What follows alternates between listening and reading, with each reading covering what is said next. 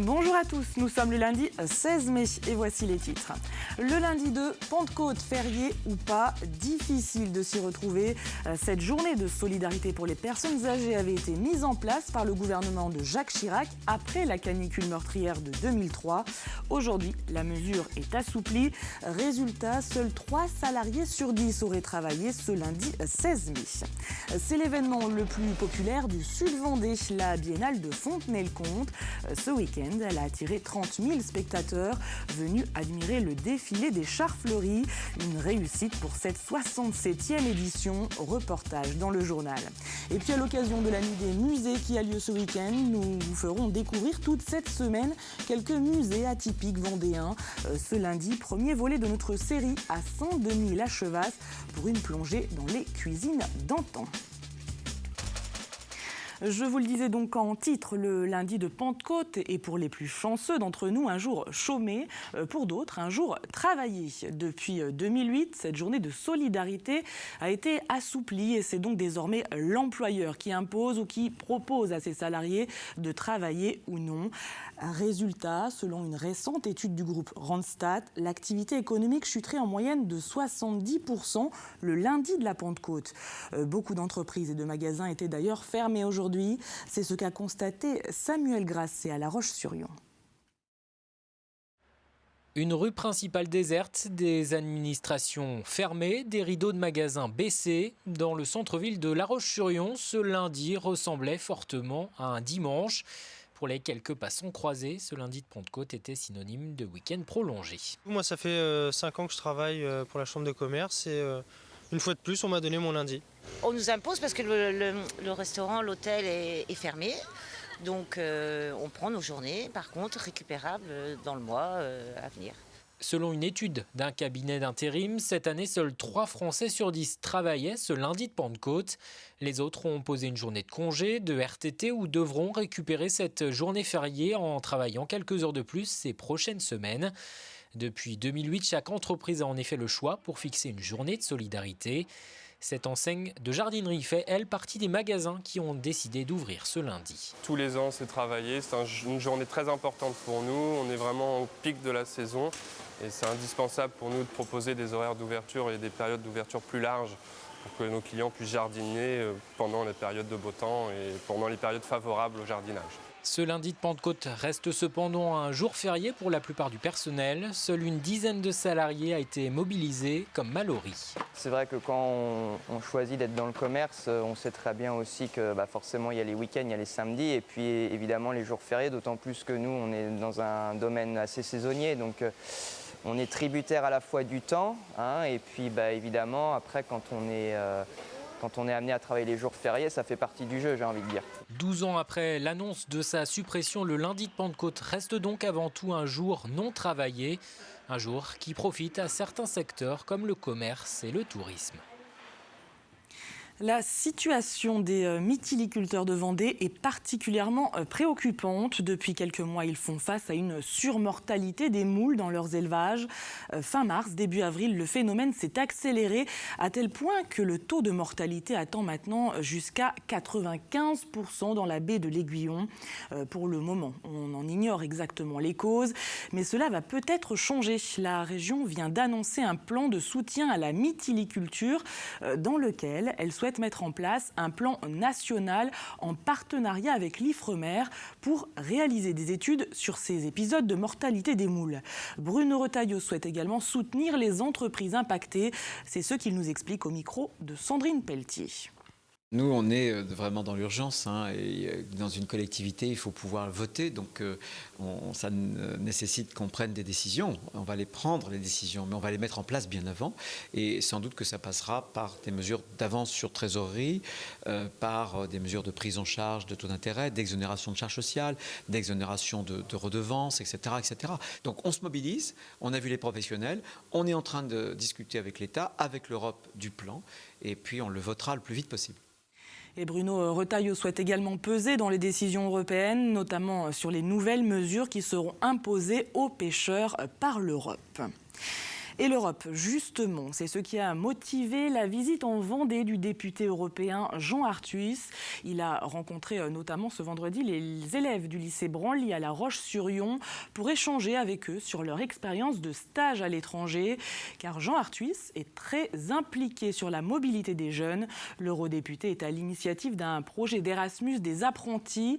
Le dispositif sera testé à la rentrée prochaine dans des établissements de l'Ouest. Sa visite était donc l'occasion de rappeler l'importance de l'apprentissage contre le chômage en Europe. Ce qui me préoccupe, c'est la situation des jeunes en Europe. Le chômage est si important qu'en moyenne, 1 jeune sur 4 est au chômage. Et dans certains pays, c'est 1 jeune sur 2, et quelquefois plus, sauf dans les quelques pays qui ont une tradition d'apprentissage. L'Allemagne, les Pays-Bas, l'Autriche. Et donc je pense qu'il faut revaloriser l'attrait que présente l'apprentissage aux yeux des jeunes, aux yeux des entreprises, aux yeux des employeurs, qu'ils soient privés ou publics, aux yeux des familles aussi. Ils ont une nouvelle fois manifesté, les opposants, à l'usine à cochons de Poiroux, en fonctionnement maintenant depuis quelques semaines. Les manifestants souhaitaient dénoncer plus globalement l'industrialisation de l'élevage. Ils ont recensé 6 projets d'extension ou de création de porcheries dans le département ces 6 derniers mois.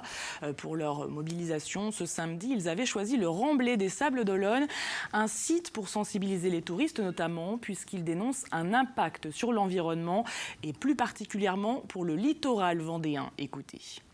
Par rapport au tourisme sur la côte, on a beaucoup de craintes par rapport aux algues vertes. On sait déjà comment ça s'est passé en Bretagne et là on est en train de reproduire le modèle breton en Vendée, quoi.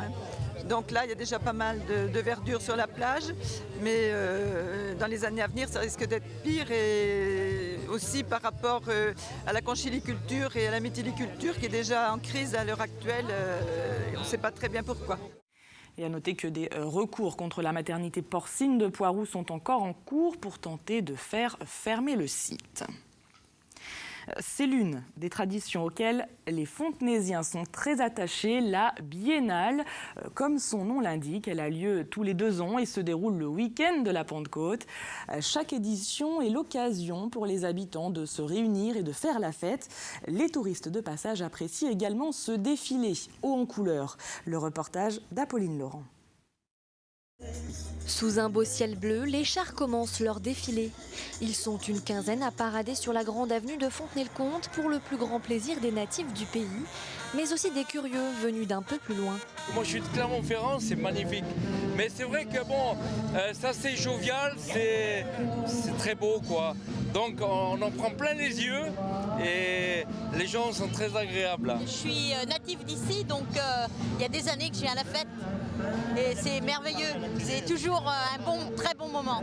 On est né là, alors c'est forcément bien. Hein. On est revenu mourir à Fontenay, donc on est les anciennes belles filles de Fontenay. Et comme tous les 2 ans, chaque quartier est représenté par ses vicomtesses élues quelques semaines avant le fameux défilé. Joliment habillées, elles sont escortées par leurs équipes de danseurs et danseuses, très investies dans leur rôle.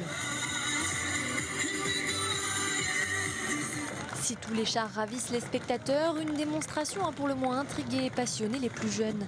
Celle de la troupe espagnole, invitée spéciale depuis plusieurs années. Les Vikings, enfin un truc comme espagnol là. Voilà, c'était assez joli et assez un peu rigolo. Ah, les costumes, ils sont trop beaux. Et si les enfants étaient nombreux sur les bords du cortège, ils étaient également les rois de certains chars. Car l'aventure de la Biennale est aussi une histoire de famille. C'est une fête qui est de génération en génération, donc on suit ce qui s'est fait les générations d'avant et on continue. Moi, c'est mon grand-père qui organisait, mon père et maintenant moi. C'est de génération en génération. C'est vraiment une fête super et qu'on nous ferait pour rien au monde, quoi. Les chars fleuris de cette 67e édition de la Biennale de Fontenay-le-Comte ont une nouvelle fois prouvé toute leur originalité. Près de 30 000 spectateurs étaient rassemblés tout au long du parcours et une belle édition se termine. Le rendez-vous est pris dans 2 ans pour de nouvelles aventures. On ouvre maintenant une page sport avec tout d'abord de la voile. Armelle Lecléache a remporté ce week-end la Transat anglaise en IMOCA, cette grande course en solitaire de la pointe sud de l'Angleterre à New York. Vincent Rioux a lui obtenu la 2e place alors qu'il avait perdu 2 de ses voiles en début de course. Enfin, En 3e position, on retrouve Jean-Pierre Dick. Et puis, toujours concernant la voile, Arnaud Boissière vient de valider sa qualification pour le Vendée Globe. Il manquait au skipper un parcours en solitaire de 1600 milles. Eh bien, c'est chose faite. Et ce week-end, il n'y avait pas que les arrivées de la Transat anglaise, il y avait aussi du football et rien ne va plus. Luçon et les Herbiers ont tous deux raté leur match, ils descendent dangereusement au classement. En tennis, La Roche-sur-Yon accueillait une épreuve qualificative pour les Jeux paralympiques. En vélo, le trophée régional des écoles a réuni plus d'une centaine de participants. Et enfin, les passeuses dames, équipe de roller derby de La Roche-sur-Yon, organisaient leur premier tournoi ce week-end. Le résumé sport vous est concocté par Simon Philippot. En championnat national de football, Luçon recevait Orléans vendredi soir dans le cadre de la 32e journée. Les Luçonnais qui ont pris une véritable correction s'inclinent 5 buts à 1. C'est le 8e match sans victoire des Vendéens. Là, je vais avoir du mal à trouver des arguments pour nous défendre. C'est vrai que là... c'est honteux, quoi. Luçon n'y arrive plus et continue sa descente au classement. L'équipe est désormais 10e. La montée en Ligue 2 et le podium s'éloignent donc définitivement pour les Luçonnais après cette défaite. De leur côté, les Herbiers se déplaçaient à Châteauroux. Châteauroux qui s'est très largement imposé 3 buts à 0. Les Arbretais n'arrivent pas à décoller de la zone de relégation. Ce que j'ai dit aux joueurs, je sais qu'il faut faire preuve de bonne volonté, on ne lâche pas. Il faut finir la saison la tête haute et avec fierté parce qu'on a un maillot respecté. 15e du championnat avec 5 points de retard sur le premier non relégable Béziers à 2 journées de la fin de la saison. Il faudrait un véritable miracle pour que les Arbretais obtiennent le maintien. Un mot de tennis avec le 21e tournoi handisport de La Roche-sur-Yon, un tournoi qualificatif pour les Jeux paralympiques de Rio. Chez les hommes, c'est le chinois Zhongzhu Wei qui s'est imposé en survolant la finale en 1 heure. Chez les femmes, victoire de l'Allemande Katharine Krüger après le forfait de son adversaire. Le Lyonnais Gaëtan Mandy avait lui été éliminé en quart de finale. Ce dimanche à La Roche-sur-Yon encore se déroulait le trophée régional des écoles de vélo des Pays de la Loire. 477 jeunes cyclistes étaient rassemblés. Ils se sont affrontés sur différents épreuves, vitesse, cyclocross, adresse et course en circuit. Le club d'Angers s'est imposé devant La Roche Vendée Cyclisme. 3e place pour le Esnay Vélosport. Et on termine avec du roller derby. La section de la Vendéenne organisait son premier tournoi ce week-end à La Roche-sur-Yon. Le principe du roller derby est simple. 4 joueuses forment un mur pour empêcher l'attaquante de passer. Si celle-ci réussit son passage et enchaîne les tours, elle engrange des points pour son équipe. En tout, 4 équipes du Grand Ouest se sont affrontées à la salle de l'Angélemière. Et on quitte à présent les patins pour parler culture. Ce week-end, c'est la 12e édition de la Nuit européenne des musées. Chaque année, plusieurs sites culturels ouvrent exceptionnellement et gratuitement à la tombée de la nuit. En Pays de la Loire, 54 musées y participent, dont une quinzaine en Vendée. Il y en aura donc pour tous les goûts. Louis Bergès, directeur régional des affaires culturelles, s'est arrêté pour nous sur 2 des musées de la liste vendéenne.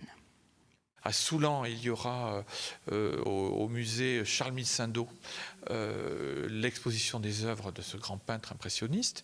Et puis également au centre minier de Fémoreau, dans le sud Vendée, il y a une soirée autour de l'activité, c'est un musée d'histoire, un musée de l'industriel, autour de la mine. Et je crois qu'il y aura une visite avec lampe frontale pour recréer l'ambiance des mineurs.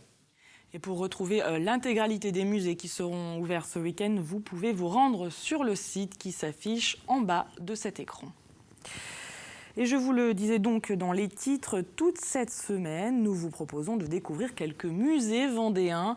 Ce lundi, le premier volet de notre série nous emmène dans les cuisines de nos aïeux. À Saint-Denis-la-Chevasse, un musée dédié aux casseroles, autocuiseurs ou encore grille-pains d'antan a vu le jour en 1998. Aujourd'hui, il compte un peu plus de 1500 objets. Grégoire de Châtillon nous y emmène.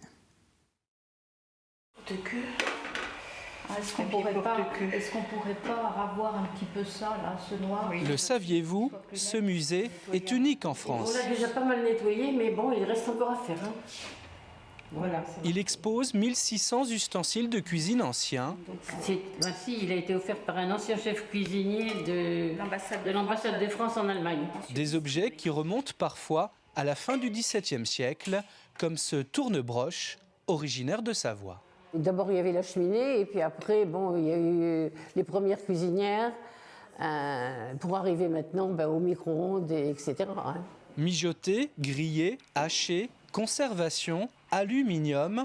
Le musée communal de Saint-Denis-la-Chevasse possède 6 salles thématiques, dont l'une est consacrée aux appareils de cuisson. L'autocuiseur a révolutionné la cuisine en permettant donc aux femmes de gagner beaucoup de temps.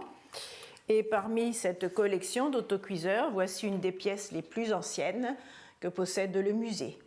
L'autocuiseur date de 1927. Voici un grille-pain de 1932, donc, qui permettait de griller le pain et qui existait déjà, qui fonctionnait des deux côtés. On pouvait mettre 2 tartines. Voici le premier moulin à légumes inventé par Jean Mantelet, le créateur de l'usine Moulinex. Nos ancêtres étaient économes, mais aussi astucieux. Regardez l'exemple de cette casserole tandem. Donc, vous avez 2 casseroles, l'une contre l'autre, ce qui permet de faire des économies d'énergie en utilisant un seul feu.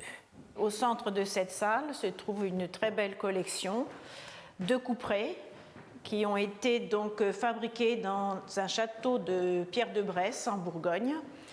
Collection montrant des couperets du XVIIe et XIXe siècle. Pièces rares, insolites ou populaires, cette collection rassemblée par des passionnés est un vrai voyage en cuisine à travers les époques. Et le musée est actuellement ouvert tous les dimanches et les jours fériés. On passe maintenant à l'agenda de la semaine avec un mercredi chargé. Tout d'abord, n'oubliez pas ce 18 mai, c'est la date limite pour déclarer vos impôts papier. Je dis bien papier puisque si vous déclarez par Internet, vous avez jusqu'au 7 juin minuit pour le faire. Mercredi sera également marqué par une journée de mobilisation des policiers. Ils défileront contre la haine anti-flic après les dernières manifestations marquées par de nombreux affrontements. Mercredi encore, nous connaîtrons les lauréats Pavillon Bleu 2016. Pavillon Bleu, c'est ce label qui récompense les communes et les ports de plaisance pour leur politique de développement touristique durable. Jeudi, nouvelle mobilisation contre la loi travail. Le rendez-vous est donné place Napoléon à La Roche-sur-Yon à 10h30. Enfin, samedi, avant le grand départ pour la Transat New York-Vendée, il y a tout d'abord le prologue Newport-New York. Les 17 inscrits à la courses se mesureront donc en amont sur une plus petite distance. Un mot de météo. Ce mardi, le temps sera globalement sec, mais quelque peu nuageux. Les températures, elles, restent inférieures aux moyennes de saison avec 18 degrés au maximum de la journée. Vous retrouverez bien sûr dans un instant le bulletin complet. C'est la fin de cette édition. Merci à tous de nous avoir suivis. Je vous retrouve bien sûr demain pour une nouvelle édition.